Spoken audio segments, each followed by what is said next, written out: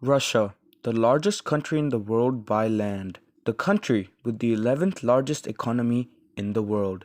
Yet, beside all of this, Russia's economy is a fragile glass vase balancing on the very end of a high shelf. Firstly, let's look at Russia's trade situation to see why.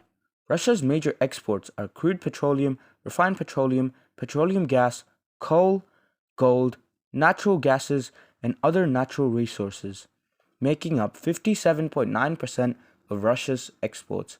The rest consists of the likes of cereal, consisting of 1.9% of exports, plastics, consisting of 1.3% of exports, and many other things. This 57.9% of natural resources, however, is what truly runs the Russian economy, and is only sustainable for Russia due to its large size and large amounts of resources available in the land. But the NATO sanctions have led to these resources not being able to generate revenue for the Russian economy as they usually have. On February 24, 2022, the Russian military invaded Ukraine by the order of the Kremlin. I personally am not qualified to talk about what is going on there, but there are many better resources you can go to if you wish to find out more. But since then, the Russian economy has not been the same.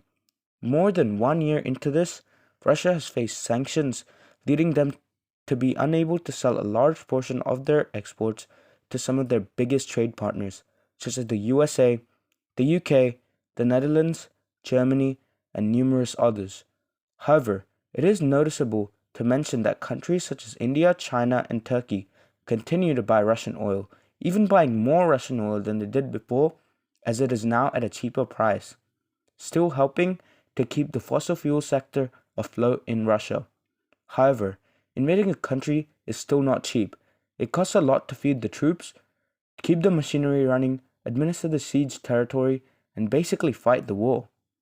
So, what I basically mean to say is before the war started, the Russian Federation had a large reserve of money, which is mostly but not completely used up today to fund the war effort. This led to the government programs that were previously present for the people of Russia either being completely shut down or extremely unreliable. This forced the struggling Russian people to spend less as they did not have that much money to spend, which is not good for an economy that's already weak. The internal aspects of the Russian economy continue to suffer. Interestingly, the Russian real estate market has also fallen greatly, with prices in Moscow for real estate being more than twice as cheap in some places. Just to get people to spend more money, the banks have also started giving out loans a lot easier. The Russian ruble has also faced inflation since 2022, with no certain prediction of how inflated it may become in the coming year. This could lead to Russia's economic power on the world stage dropping, as well as their internal economy slowly shrinking more and more. Experts state the Russian GDP will decline by 3.3% by the end of 2023, while the income of the Russian people will decrease by 2 to 2.5% by the end of 2023.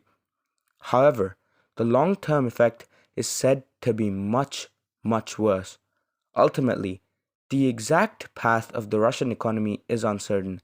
The exact time frame is also uncertain, but it is most likely to follow a downwards spiral until circumstances are to change.